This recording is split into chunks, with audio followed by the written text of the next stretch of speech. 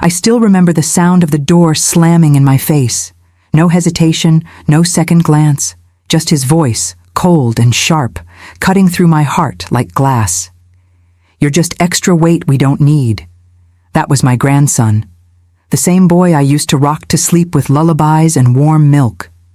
The same boy who used to reach for my hand with his tiny fingers, now grown and heartless. It was my 75th birthday. I had spent the whole day in the kitchen, baking the cake he used to beg for every year. No one showed up. No one said a word.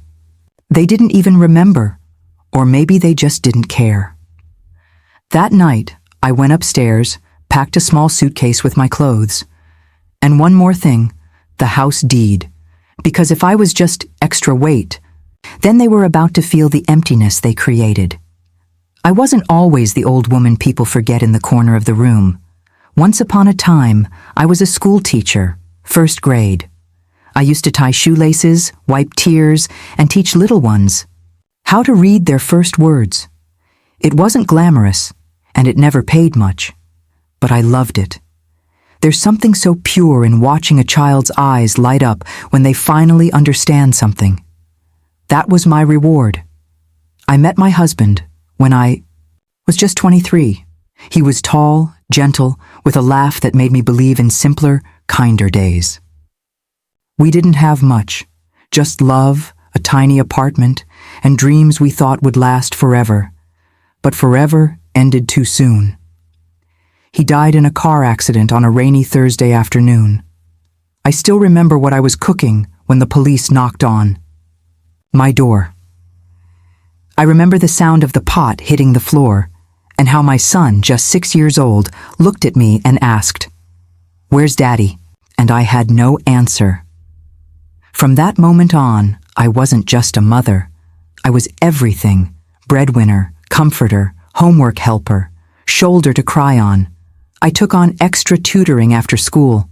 I sewed for neighbors in the evenings, patches, curtains, dresses. On weekends, I cleaned houses. Not because I wanted to, but because every extra dollar meant my boy could have books, shoes, a shot at the kind of life I never had. I missed birthdays. I skipped meals. I wore the same coat for 10 winters. But my son? He graduated college. He got a good job. He met a girl he loved. I watched him put on that suit and say his vows. And in that moment, every sleepless night I ever had felt worth it. When he and his wife had their first child, my grandson, they asked if I wanted to move in with them.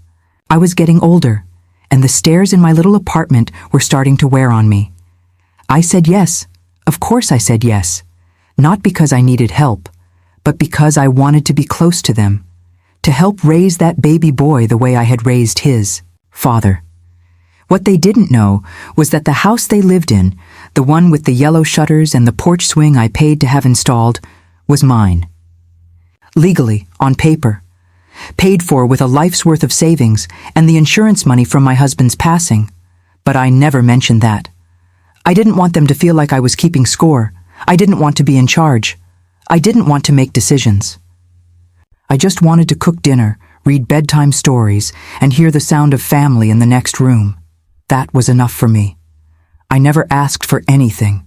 Not a thank you, not even a birthday card. Just a little kindness, a little warmth, but kindness. I learned can be the first thing to disappear when people start believing you'll never leave. And maybe that's what hurt the most. Not what they said later. Not even how they treated me. But the realization that, somewhere along the way, I went from being the reason this family existed to being an inconvenience they wished would just fade away. In the beginning, everything felt just right. After my son got married, I moved in with them, not because I wanted to intrude, but because they offered. I was getting older, and they said it would be easier for everyone if I stayed close, and I believed them. I thought, this is what family does. We take care of one another. At first, my daughter-in-law was kind. She called me Mom, even brought me tea in the evenings. And I felt warm inside, like I'd found a second daughter. I helped around the house, took care of the laundry, cooked dinner while they were out working. I didn't mind. I was happy to contribute. But slowly, quietly, things began to change. Her smiles disappeared. The mom turned into her. She stopped sitting with me at dinner, then stopped eating with me altogether. One day she said, "Could you just watch the baby today? I have errands." Then it was the next day, then the next, then every day. Suddenly, I wasn't just watching my grandson, I was raising him, feeding him, bathing him, rocking him to sleep every night while they scrolled on their phones in the other room. And I told myself it was okay. That's what grandmas are for, right? But then the tone shifted. Meals I cooked, dishes I'd learned from my own mother, became orders. She likes grilled chicken with lemon, not too much salt. He only eats broccoli steamed, not boiled. And if I got it wrong? Cold silence. Or worse, the sighs. I remember one night, I made a full dinner, 5 dishes. She didn't even look up from her phone, just said, "We already ordered." I sat at the table alone, ate the leftovers quietly. Not a thank you, not even a glance. One afternoon, I was cleaning the living room when I overheard her on the phone. She was laughing. "She's just free labor," she said. "Old lady's here all day anyway. Might as well make herself useful." My hands froze. My chest tightened. I leaned against the wall so I wouldn't fall. Free labor? That's all. I was now? I thought of the years I spent sewing at night so my son could have books. Scrubbing strangers' floors so he could have shoes. All of it. For what? To become invisible? Even my grandson, the boy I sang lullabies to, carried on my back when he cried. He started pulling away. "Grandma, you're so annoying," he said one day. "You don't even know how to use the TV." Another time he shouted, "Why do you always smell weird?" I laughed it off, but inside, something cracked. One night, I came out of my room and saw them watching a movie together. Laughing, I smiled and said, "Maybe I could join you?" She didn't even turn her head, just said, "It's adults only." And my son, my only son, said nothing. My birthday came, 75. I reminded them gently, days in advance. "Maybe we could have dinner together?" My daughter-in-law shrugged. "We're busy." Busy. That night, I sat in my room with a small cupcake I'd bought myself, lit a candle, sang quietly. Then the door burst open. My grandson came in and screamed, "Why are you still here? I want this room. You're just a burden." He slapped the cupcake from my hand. It hit the ground, frosting smeared across the rug like it didn't matter. I looked up.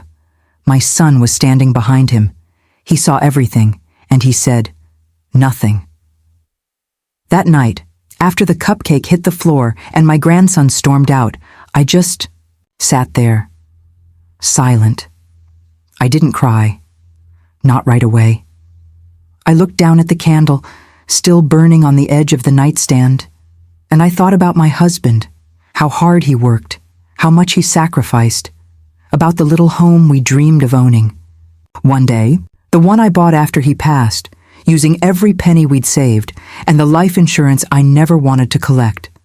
That house wasn't just bricks and wood. It was every early morning I woke up sore from scrubbing floors. It was every torn blouse I mended late at night to save a few dollars. It was my life, my love, my legacy, and I'd handed it over to people who now saw me as nothing more than a burden. So I stood up, slowly. My knees ached, but my resolve didn't. I walked to the closet and reached to the very back, behind an old quilt and a box of my husband's letters. There it was, a brown folder, slightly faded. Inside, the deed. My name, clear as day. I sat on the bed and held it in my hands. I could almost hear my husband's voice. "This was always yours." I didn't sleep that night. At sunrise, while the house was still quiet, I packed a small bag. just the essentials. Few clothes, my prayer book, and that folder. I didn't make breakfast. I didn't leave a note. I simply walked out the door, hailed a cab, and went straight to a lawyer's office I had visited once, years ago, just in case. When I arrived, the receptionist looked surprised. "Do you have an appointment?" "No," I said, "but I do have a name on a house." By lunchtime, the paperwork was filed. By evening, a formal notice was on its way. They had 30 days to vacate the property. No screaming. No threats, no drama, just a legal truth backed by quiet strength. The next day, the calls started. First, it was my son. "Mom, what are you doing?" "You didn't even talk to me about this." I let him speak. And then I said gently, "I gave you everything, my time, my hands, my heart, and when I needed someone to stand beside me, you looked away." Then my daughter-in-law. She sobbed into the phone. "This isn't fair. Where will we go? We have a child." I took a breath and said, "You had a home because I gave it. You made me feel like a stranger in it." Then came the most unexpected, my grandson, the same boy who threw my birthday cupcake to the floor. He called me crying. "Grandma, please, I didn't mean it." I closed my eyes.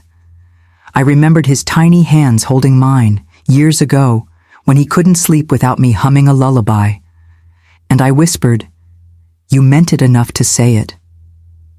Finally, they asked me why. Why now? And I said just one thing. If I'm a burden, then you don't need my roof. Then I hung up. I didn't shout. I didn't seek revenge. I simply reclaimed my worth. The day I handed over the keys, I didn't look back. I walked away from that house, my house, without bitterness. Only a quiet kind of peace. I sold it. And with the money, I didn't buy anything fancy. No cruise, no condo by the beach. Instead, I chose something I never thought I'd have again. A space of my own, a small room at a retirement home I picked myself. It's nothing extravagant, but it has everything I need. There's a little garden outside my window where butterflies dance in the mornings, a tea room where women my age laugh over silly things, and a library, oh the library, rows and rows of stories I never had time to read while raising one of my own. I joined a watercolor class. The first time I held a paintbrush, my hands trembled, not from age, but from wonder. Colors spilled onto the page, and for the first time in decades, I wasn't creating for anyone else. Just me. Then came music. I bought a second-hand keyboard and asked the music teacher to show me a few chords. Now I play a little each day. My melodies are far from perfect, but they're mine. But the part I'm proudest of, I set up a small scholarship fund for kids like my son once was. Bright, full of potential, but with parents who work 2 jobs and still come up short. One of the girls who received it wrote me a letter. She said, "Thank you for believing in someone you've never met." And I wrote back, "You remind me of someone I once knew. He changed my life." I don't see my son or grandson much these days. They call sometimes, mostly out of guilt. And I answer kindly. But I keep the conversation short because I no longer wait for love to come from people who forgot how to give it. I found a new kind of family here. A man named Walter who tells the same joke every Tuesday at lunch. Linda, who walks the hallways humming old jazz songs. And Maria, who shares her peppermint tea and always saves me a seat by the window. We may not share blood, but we share time, laughter, and respect, and that's more than I had in my own home. Sometimes I sit in the garden with a cup of tea, watching the sun go down, and I whisper to myself, sometimes the family you raise forgets you, but that doesn't mean you have to forget your own worth. And for the first time in a long time, I believe it.